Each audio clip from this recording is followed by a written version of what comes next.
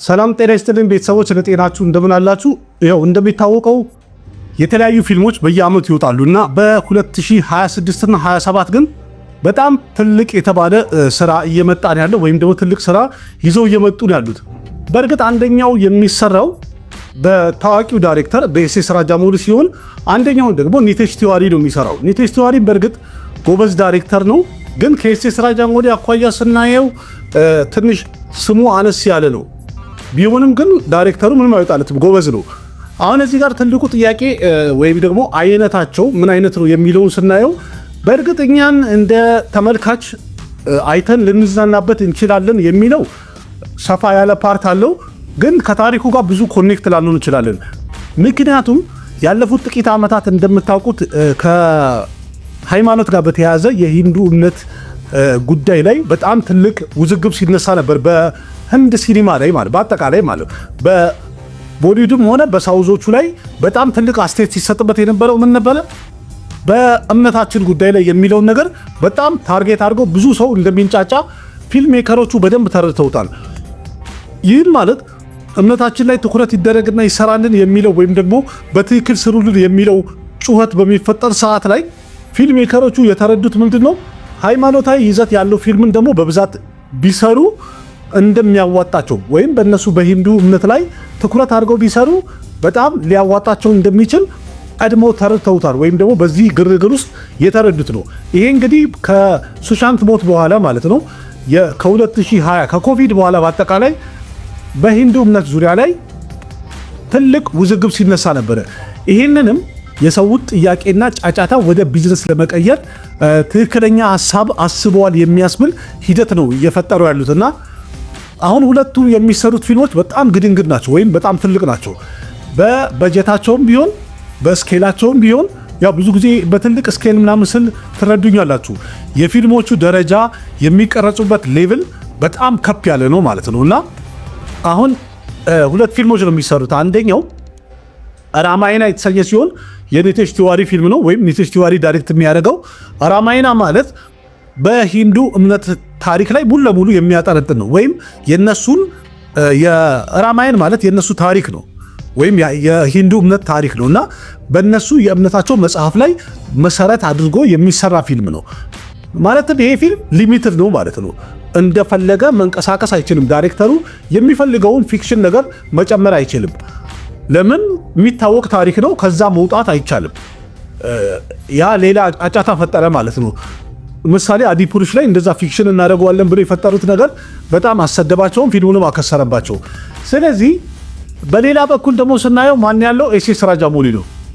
ኤስኤስ ራጃሞሊ ያው ለረጅም ጊዜ ኤስኤስኤምቢ 29 ስንለው የነበረው ፊልም በመጨረሻ ባለፈው አናውንስ ባደረጉበት ቪዲዮ እንደገለጹት ከሆነ የፊልሙ ርዕስ ባራንሲ እንደሚሆን ወይም ባራናሲ እንደሚሆን ተናግረዋል እና የፊልሙ ርዕስ ራሱ በእርግጥ ሲገመት ነበር ቀደም ብሎ። እናም ምንድነው ያቺ የጸሎት ወይም የእምነት ከተማ በሷ ላይ ቤዝ ያደረገ ነውና ባራንሲ ቱ ዘ ወርልድ ብለውታል፣ ወይም ከዓለም ጋር ወይም ለዓለም ማስተዋወቅ ማለት ነው ባራንሲን። አሁን እዚህ ጋር ምንድነው ኤስኤስ ራጃሞሊ ይሄንን ፊልም ሲሰራ ሙሉ ነፃነት አለው። ለምን? ፊልሙ ፊክሽን ነው፣ ሙሉ ለሙሉ ቤዝ ያደረገ አይደለም በእምነቱ ላይ። አንድ ፊክሽናል የሆነ ታሪክን ወይም ፊክሽን የሆነ ታሪክን ከእምነት ጋር አዋስቶ ነው የሚያቀርብላቸው። ግን በዚህ ውስጥ እሱ ምን አለው? የሚፈልገውን ነገር ክሬት የማድረግና የሚፈልገውን ነገር የማሳየት ሙሉ ነፃነት አለው። ታሪኩን እንደፈለገ ወደ ፈለገው ዓለም መውሰድ ይችላል። እናም በዚህ ታሪክ ውስጥ ወይም በባራንሲ በተሰኘው ፊልም ላይ ኤስኤስ ራጃሞሊ የፊልሙን ኮንሰፕትና ታሪክ በጣም ሰፋ አድርጎና ለጥጦ እንደሚያቀርበው ገና ካሁኑ ወይም አናውንስመንት ቪዲዮ ላይ ያሳዩን በጣም አስገራሚ ቪዲዮ ለቀዋል። አይታችሁትም ይሆናል። አጭር አናውንስመንት ቪዲዮ ናት። በእርግጥ በዚህ ወር ነው በቀጣይ ወር አሁን በፈረንጆቹ 12ኛ ወር ዲሴምበር 15 ላይ አንድ ፕሮግራም አዘጋጅተው ትልቅ አናውንስመንት ይጠበቃል። እናዘጋጃለን እናቀርባለንም ብለዋል። ያም ደግሞ በጣም የሚጠበቅ ነው። ግን እዚህ ጋር ያሳዩት እቺ አናውንስመንት ቪዲዮ ላይ ብዙ ነገር ነው ያሳየው። ኢቭን ታይም ትራቨል ሳይሆን በእርግጥ ታይም ትራቨል አለው፣ ግን በማሽን መጓዝ አይደለም። ታይም ትራቨል ሲባል ፊልሙ በራሱ የተለያየ ጊዜን ያሳየናል ወይም የተለያየ ምዕተ ዓለማትን እናያለን። ምክንያቱም በዚቹ አናውንስመንት ቪዲዮ ላይ እኛ ቢሲ እና የሆነ ኤዲ ተብሎ የሚባለውን አቆጣጠር በደንብ እናውቀዋለን አይደል? ማለት ቢፎር ክራይስት እና አፍተር ዴዝ ማለት ነው። ቢሲ እና ኤዲ የሚለውን በደንብ እናውቀዋለን። አሁን እነሱ ወይም ደግሞ እዚህ ጋር ሴሰራ ጃሞሊ ያስቀመጠው ምንድነው ክርስትና ስላልሆነ በኢየሱስ ክርስቶስ ስለማያምኑ አሁን እነሱ ቢፎር ክራይስት እና አፍተር ዴዝ የምትለዋል አባባል ቀይሮ ነው ያቀረባት እና ቢሲ እና አይ ሚን ቢፈን ኮመን ኤራ እና አፍተር ኮመን ኤራ ብለውት አቀርቦታል። ይሄንን እንግዲህ አለ መሰለኝ የነበረ ነው አቆጣጠሩ። እነሱ ግን በዚህ ለማያምኑ ሰዎች እንዲቆጥሩት ለሂንዱ አማኞች በዚህ መልኩ አቀርቦታል። የሆነ ቢፎር ኮመን ኤራ እና አፍተር ኮመን ኤራ ማለት ነው። ኮመን ኤራው ምን እንደሆነ እንግዲህ ፊልሙ ላይ እናየዋለን። ማለት ከኖርማሉ ዓለም በፊትና ከኖርማሉ ዓለም በኋላ ኖርማሉ ዓለም አልቋል ወይስ ምንድነው? ብቻ ምንነቱን እናየዋለን። ግን ምንድነው ታሪኩን የሚያሳየን በ2027 ድረስ ያሳየናል። ማለት ከድሮ ጀምሮ ማለት ወደኋላ ሄዶ እስከ ብቻ በጣም ወደኋላ ነው የሚሄዱ ታሪኩ። ይህም ማለት በተለያየ ጊዜ የፊልሙ ካራክተር ማን ያሉት የሜዝባቡን ካራክተር ሩድር ብለውታልና ይሄም አንድ ሃይማኖታዊ ስያሜ ነው ወይም በእነሱ እምነት ላይ ያለ ካራክተር ነውና ያንን ሩድር በተለያየ ጊዜ ላይ ይፈጠራል በተለያየ አመታት ላይ እና የሚያደርገው ትግልና ግብግብ የሆኑ ነገሮችን ወይም ደግሞ እንትን ነው ኤክስፕሎረር ነው ወይም አሳሽ ነው። ብዙ አይነት ታሪካዊ ነገሮችን የሚያስስ የታሪክ ተመራማሪ አይነት ነገር መሰለኝ እንደ ሐሳቡ ማለት ነው። በፊልሙ ላይ ደግሞ ያለው ኩምባ የሚባለው ቪለኑ እንትና ነው ፕሪቲቭራጅ ሱኩማረን ነው። እሱም ደግሞ አንድ ሀብታም አካለ ስንኩል ምናምን ሆኖ ነው የሚታየው። ይሄን ትንሽ ከነሱ ከሃይማኖታቸው ጋር የሚያያዝ ነገር አለው። ግን እዚህ ጋር ምን አድርጎታል? ጭንቅላት አለው፣ እውቀት አለው፣ ገንዘብ አለው፣ ግን አቅም የለው፣ የመንቀሳቀስ አቅም የለው። ስለዚህ ያንን አቅሙን ወይም ያጣውን አቅም ለማግኘት ባለው ሀብትና እውቀት ተጠቅሞ የሌላ ሰዎችን እውቀት እየገዛ ምን ያደርጋል? እሱ ዓለምን ለመግዛት ወይም ዓለምን ለመቆጣጠር ትልቅ ጥረት ያደርጋል። ይሄ ያው ሰይጣናዊ ሐሳቢ አይደለ? ስለዚህ በዚህ ውስጥ ደግሞ ሩድር ምን ይሆናል ማለት ነው? ወይም አክተሩ ይሄንን ሰይጣናዊ አስተሳሰብ ያለውን ሰው ከመከላከል ባለፈ ለማስቆም በመጀመሪያ ደረጃ አይዲያውን ወይንም ደግሞ ሐሳቡን የሆነ ተአምር ያለበትን ግኝት ይሰጠዋል። ከዛ በዛ ዓለምን ሊያጠፋ ሲል ደግሞ መልሶ ቻሌንጅ ያደርገዋል አይነት ኮንሰፕት መሰለኝ። እንደኔ ማለት አንዳንድ ቪዲዮዎች ላይ ሳይ እንደዛ ሊሆን ይችላል እያሉ ነው። ብቻ በሁለቱም አንግል ሲታይ ጥሩ ይመስላል፣ አሪፍ ይመስላል። የራማየና ታሪኩ ምንም እንትን የለውም፣ ሙሉ ለሙሉ ሃይማኖታዊ ነው ወይም እንደዚህ ፊክሽናል ስላልሆነ እንትን የለውም። በራቨን እና በራም መሃል የሚደረግ ግብግብ ነው ወይም በሰይጣንና በአማልክቶች መሃል እንደማለት ነው። በእኛ ስናየው እንደዛ ነው፣ ለኛ የሚገባን እንደዛ ነው። ስለዚህ አንድ ክፉ ተግባር መጥፎ ስራ የሚሰራ ሰው አለ። ከዛ ሲታን ያግታታል፣ ዓለምን ሊያጠፋ ይሞክራል፣ አቅምና ኃይል እንዲኖረው ይታገላል። አማልክቶቹ መጀመሪያ አገልጋያቸው ስለሆነ ከፍተኛ የሆነ ኃይል ይሰጡታል፣ በዓለም ላይ ስልጣን ይሰጠዋል። ከዛ ዓለምን በሚያጠፋ ሰዓት ደግሞ እነዚህ አማልክቶቹ መልሰው ይታገሉታል። በነገራችን ላይ ያው ስለ ራምና ራቨን በጣም ብዙ ፊልም ላይ አሳይተውን አሁን የምናውቀው ታሪክ ሆኗል። ግን ሙሉ ለሙሉ ምን ይመስላል የሚለውን የምናይበት ነው። እንደምታስታውሱት ወይም እንደምታውቁት እነሱ ጋር የተለያዩ እሳት የሚቃጠልበት በዓል አለ ወይም እሳት የሚያነዱበት ማለት ነው። ይሄ ደሴራ የሚሉትም ሆነ ዲዋሊ የሚሉት ምናምን በአጠቃላይ እንትን ያለ አይደለ? ይሄ የራቨን ሐውልቱን አድርገው የሚያቃጥሉበት ያ ማለት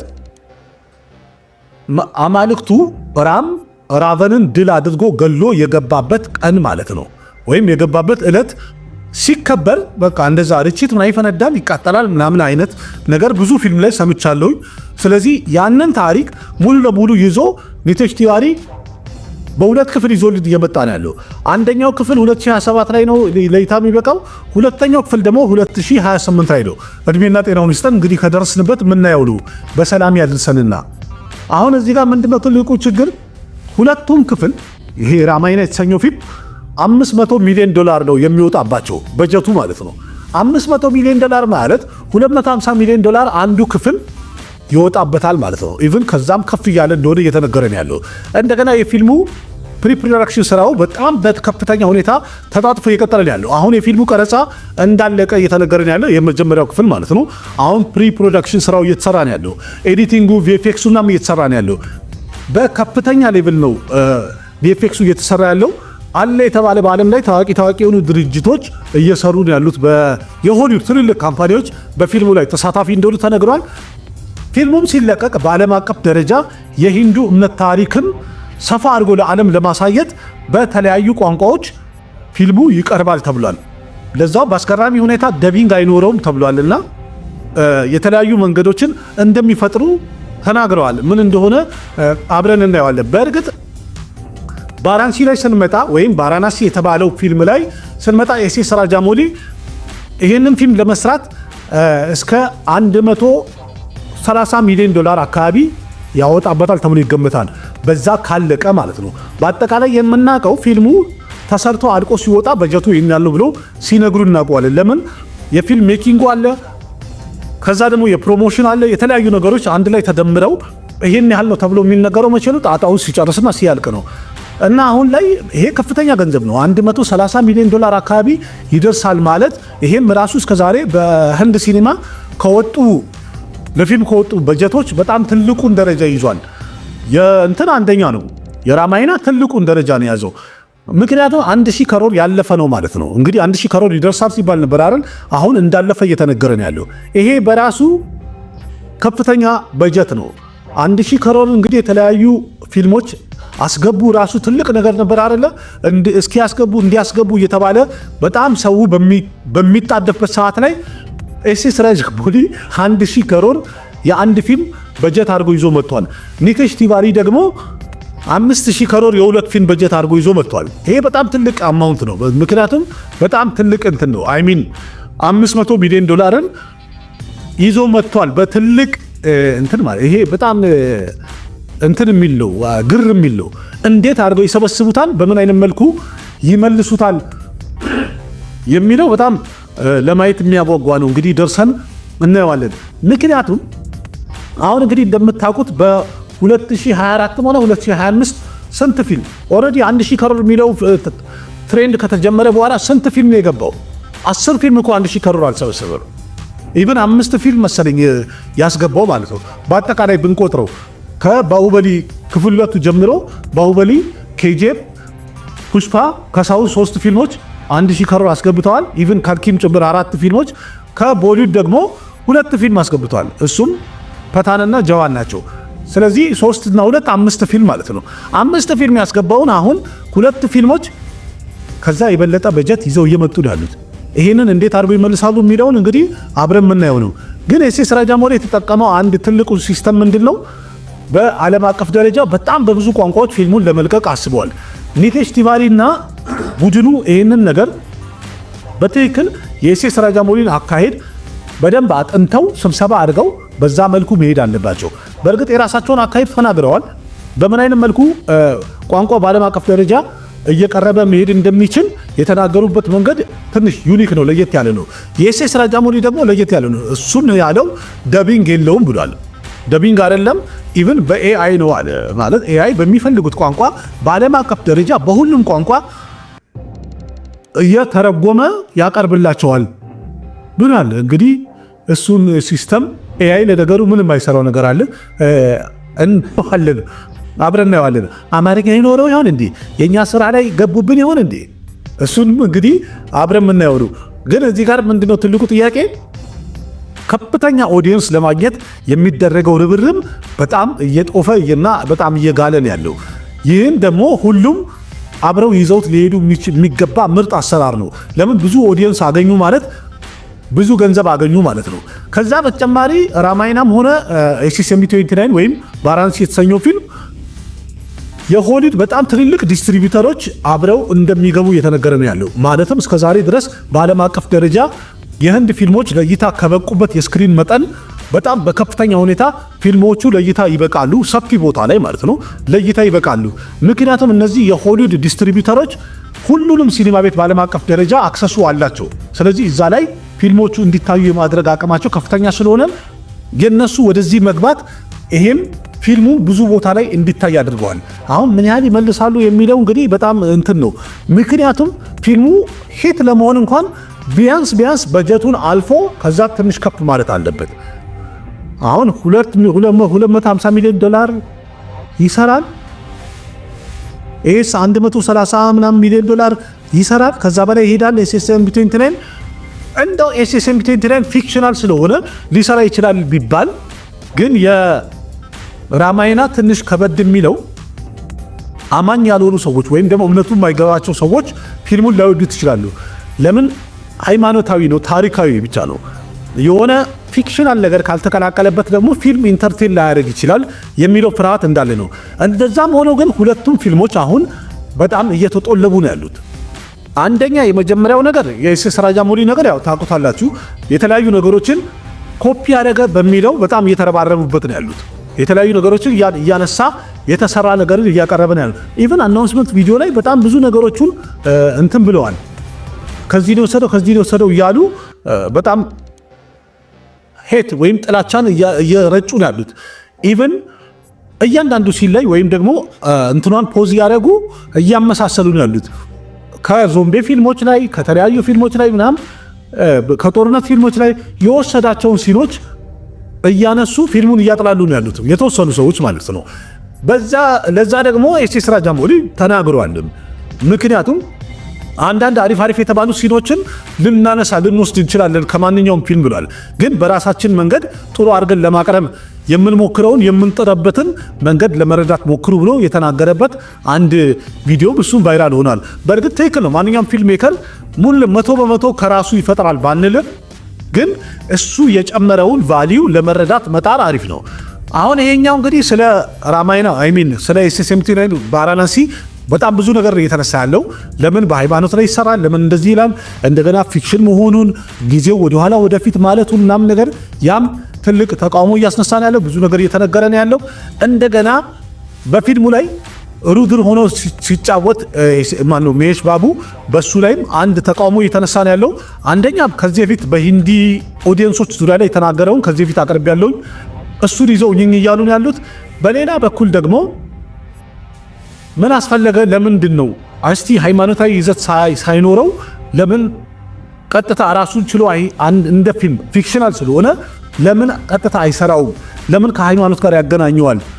ምክንያቱም አንድ አሳሽ እየፈለገ ወይም ተአምር እየፈለገ ያለ አንድ ተአምርን የሂንዱ አማልክት ይገለጥለትና ከዛ በኋላ ያ አሳሽ የነበረ ሰው የሂንዱ አማልክት ሊያረገው ነው የሚልም ኮንሰፕት አለ። ወይም ራምን ሊያረገው ነው ወይም ደግሞ አንዱን ማለት ነው ከአማልክቶቻቸው መሃል አንዱን ሊያረገው ነው የሚልም ኮንሰፕት አለ። እሱም እንግዲህ ገና በሐሳብ ደረጃ ሊሆን ይችላል እያሉ ተቃውሞ እየፈጠሩ ነው ያሉት። ለተቃውሞ አንደኛ ናቸው እነዚህ ሰዎች። ብቻ ግን ወጣም ወረደም ለትንሹም ለትልቁም ድምጻቸውን ስለሚያሰሙ መብታቸውን ማስከበር ይችላሉ በሚለው እሱን አደንቅላቸዋለሁ። ግን ለትንሽ ለትልቁም ይህኝ ማለት ትንሽ ይደብራል። በራማይና በኩል ደግሞ አሁን እዚህ ጋር ይሄኛው ከተነቆረ ያም ደግሞ ግድ ነው አይደል እንዴ? ኮምፒቲሽን ውድድር ላይ ስላሉ እነሱ ደግሞ እያሉ ያሉት ወይም ደግሞ በዚህኛው አንግል ደግሞ እያሉ ያሉት ፊልሙን ለምን ረንቢር ከፑር ይሰራዋል? ምክንያቱም ከዚህ በፊት የተለያየ ውስኪ ደፍቶ ኬክ ሲቆርጥ የነበረውንም ሆነ ስጋ ሲበላ ምናምን ያለውን እያሳዩ ይሄ ጭራሽ ራምን ሆኖ መጫወት ያለበት አክተር አይደለም ብለው በጣም እየነቆሩ ነው ያሉት።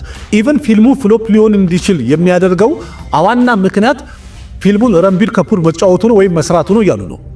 ዳይሬክተሩና ፊልም ፕሮዲውሰሮቹ ደግሞ አምነውበት እየሰሩ ነው ያሉት። ምክንያቱም ቀደም ብሎ ፊልሙ ይሰራል ከተባለ ጊዜ ጀምሮ ሲንዛዛ ወይም ሲተራመስ ረጅም ጊዜ የፈጀበት ዋና ምክንያት የፕሮዲውሰር ችግር ነበረ። እንደገና የካስተም ችግር ነበረ። ለምን? ከገንዘቡ ከፍተኛ ስለሆነ በጣም ብዙ የሳውዝ ካምፓኒዎች ራሱ ፊልሙን ፕሮዲውስ ለማድረግ መጥተው ከተጀመረ በኋላ አንፈልግም ብለው ወጥተው ነበር። ከዛ በኋላ ግን በራሳቸው ምርጥ አድርገው እየሰሩ ያለ መልሰን ፕሮዲውስ እናድርግ እናግዛችሁ ብለው እንደመጡም እየተነገረ ነው ያለው። ግን አንፈልግም ብለው በራሳቸው ችለን እንሰራለን ብለው ቦሊዶች የተጣጣሩ ነው ያሉት። አሁን እዚህ ጋር ትልቁ ችግር ምንድነው? ረንቢር ከፑር ይውጣና በፊልሙ ላይ ራም ቸረን ይስራበት እያሉ ነው ያሉት።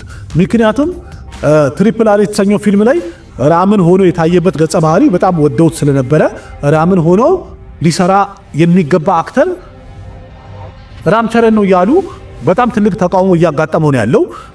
እንደዛም ሆኖ ግን ፊልም ሜከሮቹ ይሄን ነገር እየሰሙ አይደለም። ወደፊት ቀጥለዋል። ስራቸውን ኦልሬዲ አጠናቀዋል። ቀረጻው የሁለተኛው ክፍል ቀረጻም እንግዲህ 60% እንዳለቀ እየተነገረ ያለው፣ ቀሪውን ደግሞ አጠናቀው ከጨረሱ በኋላ ፊልሙን መቼ ለእይታ ያበቃሉ የሚለው ያው እየተነገረ ያለው ዲዋሊ 2026 ላይ ክፍል 1 ለእይታ ይበቃል፣ ዲዋሊ 2027 ላይ ደግሞ ክፍል 2 ለእይታ ይበቃል ብለውን እየጠበቅን ያለ ነው።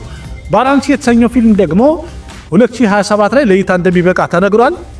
እንትኗ ግን በጣም ታምራለች። አናውንስመንት ቪዲዮ የተለቀቀው ኢቭን አንድ ቀደም ብዬ ቦሊ ዶክተር ላይ ያቀርብላችሁ ነበር። በእንትን ይሄ ላም እየጋለበ የሚመጣበት ሲን ራሱ የተሰራው በኤአይ ነው። ሰውየው የሰራው በእንትን ነው፣ ይሁን በሆነ ሞልድ ፈጥሮ ነው እንትኑን የሰራውና ያም ራሱ አስገራሚ ሆኗል። ወይም ደግሞ ፊልሙ ቆንጆ ነገር እንደሚታይበት እርግጠኛ የሚያደርግ ነገር አለው። በእንትን ደረጃ በቪኤፍኤክስ ደረጃ ከራማይና አኳያ ስናየን ባራንሲ አነስ ያለ ነው ወይም ደግሞ ትንሽ ዝቅ ይላል። ግን እንደዛም ሆኖ በጣም ምርጥ ነገር አለው። ትልቁ ነገር ግን በታሪክ ደረጃ ባራንሲ ሊበልጥ ይችላል የሚለው ትልቁ ምክንያት ወይም ደግሞ ዋና መነሻ ያለው ፊክሽናል የሆነ ታሪክን ከእምነት ጋር የሚያገናኝበት ነገር የፊልሙን ታሪክ መሳጭ ያደርገዋል የሚለው ነገር በጣም እየተወራ ነው ያለው። ደሞም ነው። ምክንያቱም የክሬቲቪቲ ነፃነቱ ሙሉ ለሙሉ አይነካበትም። የፈለገውን ነገር ክሬት ማድረግ ይችላል። ራማይና ላይ ግን የፈለጉትን ክሬት ማድረግ አይችሉም። የተገደበ ነው፣ የተመጠነ ነው። ከዛ ልክ መውጣት የለባቸው። ለምን ቀደም ብሎ አዲፑሩሽ እንዴት ፍሎፕ እንደሆነ ይታያል ወይም አይተነዋል። ኦምራውት የተባለው ዳይሬክተርም ፕሮዲውሰሮቹ ምን ያህል እንደከሰሩና እንደተጎዱ አይተናል። ስለዚህ ትንሽ ከበድ ይላል። የሚሆነውን እንግዲህ አብረን ነው የምናየው። እድሜና ጤናውን ይስጠን። ኢንሻአላህ ደርሰንበት እናያለን። ግን ሁለቱ በአሁኑ ሰዓት ላይ በጣም እየተወራላቸው ሰፊ ጊዜ ነው ያለው። ግን በጣም እየተወራ ስላለ ላቀርብላችሁ ብዬ ነው። የዛን ጊዜም እቺ አናውንስመንት ቪዲዮ ከወጣ ጀምሮ ራሱን ችሎ ስለ ባራንሲም ሆነ ራማይና አቀርብላችኋለሁ ብዬ ባልኩት መሰረት በቃሌ መሰረት እየመጥቼ ያው አቀርብላችኋለሁ። እኔ ካልኳችሁ ታሪኮችና ከሚነገሩት ነገሮች አኳያ እናንተ ደግሞ ያያችሁበትን መንገድ የራሳችሁን ሐሳብ አስተያየት ኮሜንት ላይ እንድታጫውቱኝ ጋብዛችኋለሁ። እንዴት ነው ሁለቱ ፊልሞች ስኬታማ የሚሆኑ ይመስላችኋል? ከሁለቱ ፊልሞች የትኛው በጣም ስኬታማ ሊሆን ይችላል? ምሳሌ መሃባረት የሚለው ወይም ደግሞ ራማይና የተሰኘው ፊልም በጣም የሚጠበቅበትና የሚፈለግበት ዋና ምክንያት ምንድነው? ከዚህ በፊት ራማይና የሚል የቲቪ ድራማ ነበራቸው። ከዛ በአኒሜሽንም ሰርተውታል። እስቲል አሁንም ድረስ እንትኑ የፊልሙ ሲን ሲመጣ ቆሞ ጸልየው ምናምን እንትን ነው የሚሉት። ማለት በቃ እንትናቸው ነው፣ አማልክቶቻቸውን ያዩ ነው ሁሉ የሚመስላቸው። ስለዚህ ልክ እንደዛ ማስተርፒስ የሆነ ምርጥ ስራን በፊልም ደረጃ እያንዳንዱ የሂንዱ አማልክት የሂንዱ አማኞች ቤት ራሳቸው ሊያስቀምጡት የሚችሉት አንድ ስጦታ እንሰጣቸዋለን በሚል ሐሳብ እየተሰራ ነው ያለው። ባራንሲ ደግሞ እንደነገርኳችሁ አንድ ፊክሽናል የሆነ ታሪክ ነው። በአንድ አካለ ስንኩል በሆነ ኃይለኛ ሰውና አንድ ደግሞ አሳሽ በሆነና ተአምራዊ ኃይልን ባገኘ ሰው መሃል የሚደረግ ግብግብን ነው የሚያሳየው። ከሁለቱ ፊልሞች አሁን የትኛው ስኬታማ የሚሆን ይመስላችኋል? የትኛውን ይወዱታል? በእርግጥ የህንድ ማህበረሰብ የትኛውን ይወዳል የሚለውን እርግጠኛ ሆነን መናገር አንችልም። ግን ከሁለቱ እናንተ የትኛው ስኬታማ ይሆናል ትላላችሁ? የትኛው አሪፍ ይሆናል ትላላችሁ? ያላችሁን ሐሳብ አስተያየት ኮሜንት ላይ ጻፉልኝ። ቪዲዮን ላይክ አድርጉ። ያላችሁን ሐሳብ አስተያየት በኮሜንት ግለጹ። ለጓደኞቻችሁ ሼር አድርጉ። ለቤቱ አዲስ ሆናችሁም ሰብስክራይብ በማድረግ ቤተሰብ ሁኑ። ከህንድ ሲኒማ ጋር የተያዙ በጣም ብዙ መረጃዎችን በዚህ ዩቲዩብ ቻናል አንዳንድ እያልን እንቀባበላለን። አቅራቢያችሁ ቃሲም መካ ነበርኩኝ። በሌላ ቪዲዮ በድጋሚ እስከምንገናኝ ደህና ሁኑ። ባባይ ना जाने कैसा एहसास है, बुझती नहीं है क्या प्यास है, क्या नशा इस प्यार का मुझ पे सनम छाने लगा। कोई न जाने क्यों चैन होता है, क्या करूँ कुछ कुछ होता है, क्या करूँ हाय कुछ कुछ होता है।